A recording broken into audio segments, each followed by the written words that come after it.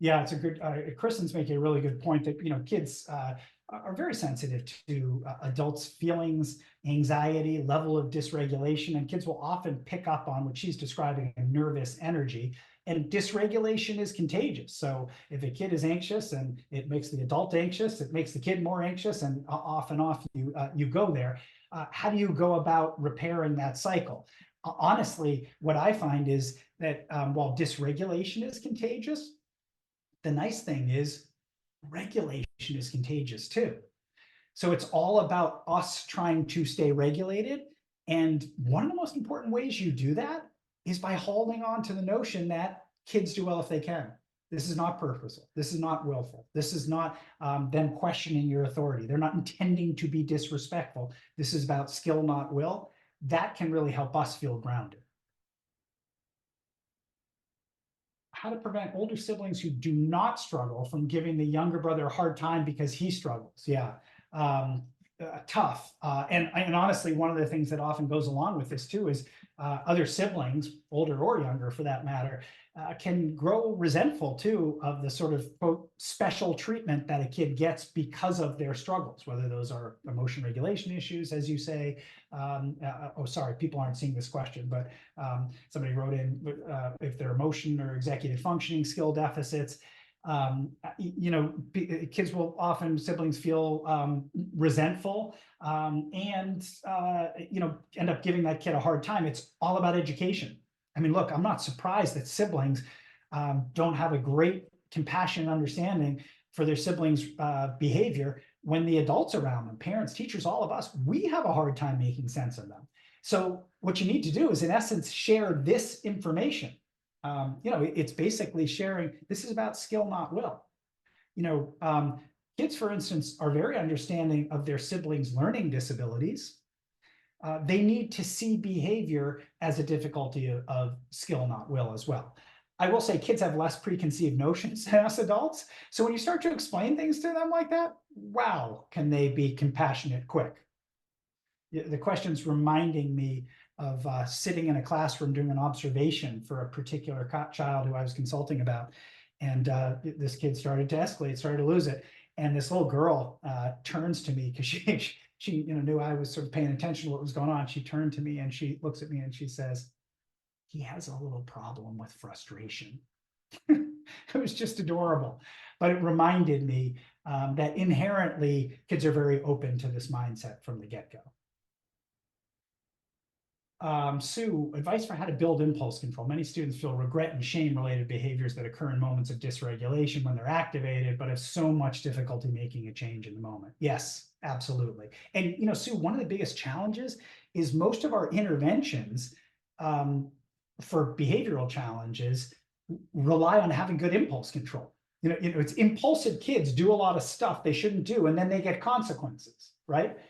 That's only going to be effective if they can remember the consequence in the heat of the moment, like right before they're going to hit their peer or something, say, "Oh, last Tuesday when I was about to do that, I got this consequence, which I didn't like. I really shouldn't do that." If they had that level of impulse control, they wouldn't do that in the first place. So it's rather tricky. I would say a couple of things. One is our approach has been shown to build impulse control. Because when you're problem solving and thinking about the likely outcomes of would this work, would that work, do we have to tweak it for this reason or that reason, that litmus testing of potential solutions builds impulse control. Some kids who have such significant difficulty with impulse control can benefit from pharmacologic intervention as well. So, it really depends on the kid, but consequences do not build impulse control. Control requires, consequences require impulse control to be effective. So it's not that they build impulse control, which I think is a really important distinction. Sonia, I'm going to show you some resources in a moment where you can see not just me, but other people using this with kids and families. So, and I see Gilda's come on the screen, which is probably my cue to begin to, no, not yet. Okay, I'm going to take this one last question and then start to wrap up. A 15-year-old son with ADHD who has these types of issues is refusing to go to high school. How do I get him to help learn the right skills he's lacking? He's been to multiple psychologists with no real change. Yeah, gosh, I'm sorry to hear school refusal is a real tough one. And honestly, unfortunately, a lot of times people respond to school refusal by trying to sort of force attendance, because it is the case that the more a kid refuses, the harder it is to get them back. So it's very hard to maintain the mindset that I've talked about today, but really important to maintain the mindset that there are good reasons that a kid is not going. There are expectations that are too hard for them to meet, or other things going on. And what I really recommend doing is reassuring them that you're not going to do plan A here, that you're not going to force them to go if something isn't a good match right now, and that all you want to do with them is work hard to understand what's not a good match. Why is this hard? Why is this not feeling worthwhile? That you're really going to stay stuck in that first ingredient to the empathy step without going anywhere near solutions, because the pressure to get that kid back to school usually interferes with that process in a sizable way. And once you understand what's getting in the way, what's hard, you'll be in a better position to craft a solution. All right. So folks, I've hit this note hard, I think, a couple of times, but I just want to reiterate that the reality is just plain rethinking challenging behavior through the lens of skill, not will, that alone can make some pretty amazing things happen. If you want to learn more about this, our program is called Think Kids in the Department of Psychiatry at Mass General Hospital here in Boston. You can find us on the web and follow us on social so that you can stay up to date with the things that we're doing. We offer a whole host of trainings from introductory to advanced to getting certified as a trainer. All of that can be done remotely. We do trainings for entire schools, districts, implementation. We have parent classes, all kinds of things that hopefully people can benefit from there. You can find me on the web as well. And if you're looking for an easy way to find me and stuff like that, I'll give you that in one sec. But these books were mentioned. Families are probably going to be interested in Changeable. This is our school curriculum. If you're an administrator, you want to implement in your school, the book on the right. These two, the left and middle, are available on audiobook, by the way, if that's a better match for you. And if you want to just find other things, TED Talk I did, different podcasts, if you just want to learn more, you can scan this QR code right now. I'll take you right to my link tree, which sort of just shows you all kinds of different resources. I'm getting a lot of really flattering feedback on here, so I really appreciate that. I'm glad to hear that it was helpful. Let me give you a couple parting thoughts, and I'll turn it back to Julia here. One parting thought is, I hope, it seems like a whole bunch of people are sort of excited about this and want to sort of take it out and perhaps share it with other people, which I love. Just be prepared that when you try to do that, it's not going to be so easy, particularly if people haven't heard the webinar, because of conventional wisdom. And when that's the case, try to resist the temptation to feel like this guy, who says, sometimes I think the collaborative process would work better without you, which is natural to feel that way. But when you do, what it's going to lead to is you ironically trying to use plan A to get somebody else to do plan B. And trust me, I've tried, it doesn't work, okay? As tempting as it is. So if somebody's not seeing it the same way you do, you know what you do? Listen hard to them. Really try to understand their point of view, and then they're going to be more likely to listen to your point of view before you invite them to collaborate. And if they say to you, oh, so you're using plan B on me, huh? That's when you say, actually, you can't use plan B on someone. You have to do B with someone. You can use A on someone. I'm trying not to do that. I'm trying to hear you out, hope you're going to hear me out, and work together on this. And lastly, most important thing to take with you, the philosophy. Kids do well if they can. Yet to meet a kid who prefers doing poorly to doing well. All kids want to do well. But you know what? Who else I feel the same way about? Us parents. Parents do well if they can. Show me the parent who's happy that their child is exhibiting these behavioral challenges. We parents are doing the best we can. You know who else is? Educators. Educators under very difficult circumstances are doing the best they can. So ultimately, hold on to this notion, folks. People do well if they can. We are all doing the best we can with the skills we have and what the world has thrown at us.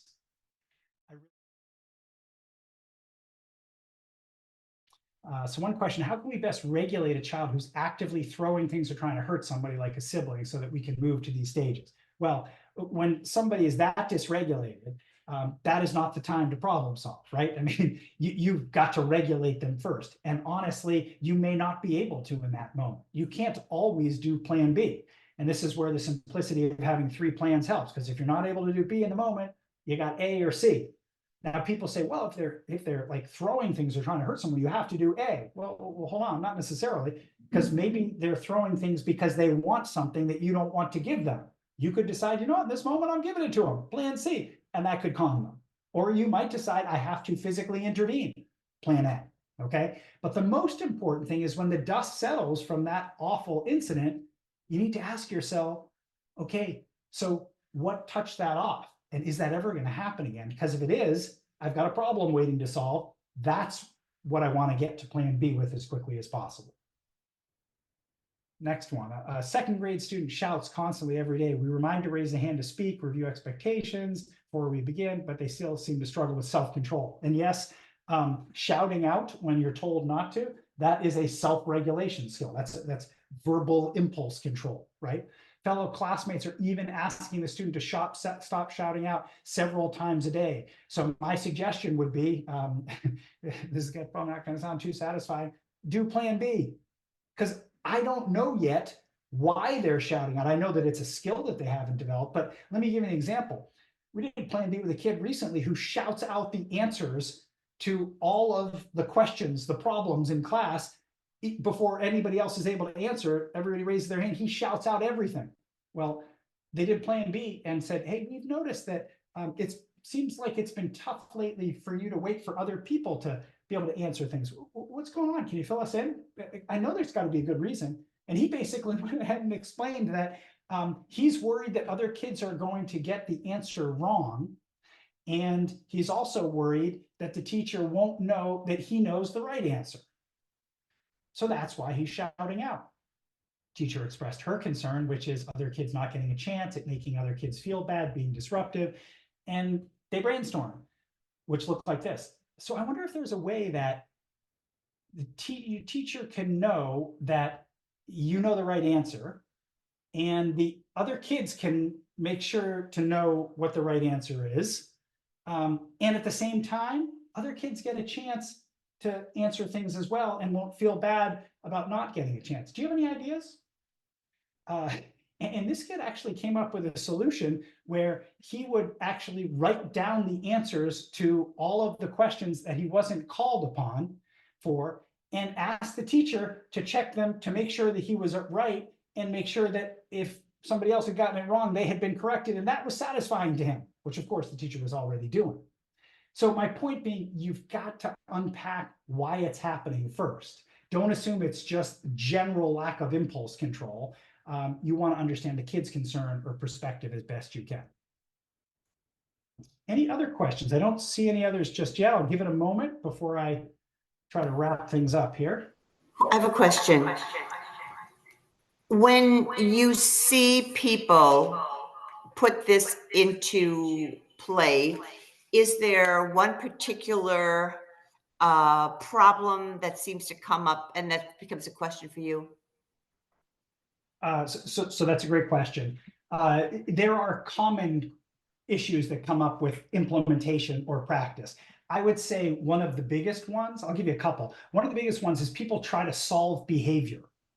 So they focus on the behavior, okay? And that might look like, I've noticed you've been throwing things at your sister a lot lately. What's up with that? Which doesn't get very far.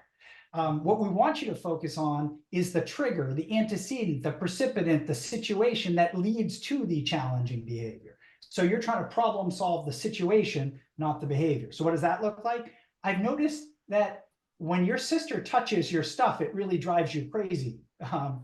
Fill me in, what's going on there? So you're focusing on the antecedent that leads to the challenging behavior. The other thing I will say is that, believe it or not, when people first try this, even if they do a really good job of understanding the kid's concern, they then often share their concern and they invite the child to solve the problem in a way that addresses the adult concern without addressing the child's concern, which is what I call collaborative plan A. So really, you want to be clear to make sure there's two sets of concerns on the table. And beyond that, I would say the biggest challenge is this is not magic, folks. There is no magic out there. It's hard work and it takes repetition. And I was joking with people earlier today. Somebody asked, what do you do when a kid doesn't hold up their end of the bargain? You come to a solution and they don't follow through. And I joked with them, oh, well, then you go back to plan A. No, then you got to stick out the process and you got to help understand why it didn't take and what was wrong with the solution, or does it need more practice? So it's not magic. Okay, you're going to have to come back to it. And I think that's the other thing. People can bail pretty quickly. I'm glad Christine is reminding me about nonverbal kids. First, I would remind people there are so many ways to communicate that don't involve spoken language. So you can use this process in all kinds of other ways. First of all, you can use technology, whether it's texting, writing, assistive technology. You can use play. There's all kinds of things you can do to facilitate communication so that you can understand a child's concern or perspective. Even educated guessing, like I said before, with hot and cold and things like that, is a good way to do that. And we've shown you can successfully use this with young children on the severe end of the autism spectrum, which means often with very limited verbal skills. So it is quite possible. It does require modification and scaffolding. All right, I'm aware that it's, well, I guess it's even later here in Boston, but it's getting late there. I'm going to wrap things up here. I do want to share some resources with people. And I want to remind people that where I started was with the mindset, realizing this is about skill, not will. And I want to remind people that that's the most important part. Because when you rethink challenging behavior, when you see it through the lens of skill, not will, that alone encourages some pretty amazing things to happen. So if you want to learn more, first of all, the best place to go is right here to this website, thinkkids.org. Think Kids is the program that I have the privilege of directing at Mass General Hospital. There are all kinds of resources on there. You can watch videos of Plan B with real parents and real kids and real teachers and real students. You can sign up for further training. There's asynchronous training. There's live training. You can get certified in the approach. You can join parent classes, all kinds of stuff on there. Okay. And we try to share a lot of that on social media as well. You can, of course, find me on the internet as well if you're looking for me. If you're a reader or if you like to listen to books, here's 3 books. If for parents, I'd suggest Changeable, which is available by audiobook. For schools, for teachers, this is our curriculum for schools, the School Discipline Fix, also available on audiobook. If you're looking for more information like podcasts, if you want to listen to, particularly for parents, the TED Talk that I gave, if you're interested in stuff like that, you can just quickly scan this QR code here with your phone, and it'll bring you right to my Linktree hub, where you can find a whole bunch of information there as well. So finally, I really do hope that some people are excited about going out there and trying and sharing a different way of thinking about challenging behavior, a different way of intervening. And I just want to give you sort of a word of caution, which is, as you go out there to do this, it's going to be tough even with your colleagues, with your spouse, okay? Because they may not come around so quickly to see this the same way. And you may ultimately feel like this gentleman here, who said, sometimes I think the collaborative process would work better without you. When you feel that, the natural inclination is going to want for you to want to do something awfully ironic, which is to try to impose collaborative problem solving on people. Or in other words, try to use plan A to get somebody to do plan B. And let me tell you, it doesn't work. Okay. So if it's your partner, your spouse, your colleague who is using a lot of plan A and you wish they would use plan B, what I recommend is do plan B with them. Hear them out, gather their perspective, share yours, and ask them to come to the table. And if they say, oh, I get it, you're using plan B on me now. That's when you can remind them that actually you can't use plan B on someone. You can use A on someone, but B you got to do with someone. And it's a very transparent process. Okay. There's no punches pulled. You can share it with kids too. Here's what I'm trying to do. Hear you out. Hope you're going to listen to me too. We'll put our heads together, see if we can come up with some win-win solutions. But ultimately, folks, the most important thing I want to take with you from tonight is the philosophy behind this work. And that is kids do well if they can. Not kids do well if they want to, which is a very narrow, unpleasant role to play in the life of a child. Instead, hold on to the notion that kids do well if they can. If they could, they would. I hope you'll visit us at our website where there's a lot more resources. Maybe we'll see folks in some of our trainings. Yes. And good luck to everybody. Thanks so much for having me. Thanks for modeling compassion. That's what you taught us today. Your heart is so generous, and I know you made a difference. I'm so grateful. Let's all go hug the kids, okay? Thank you so much. See you next time. Thank you, Stuart.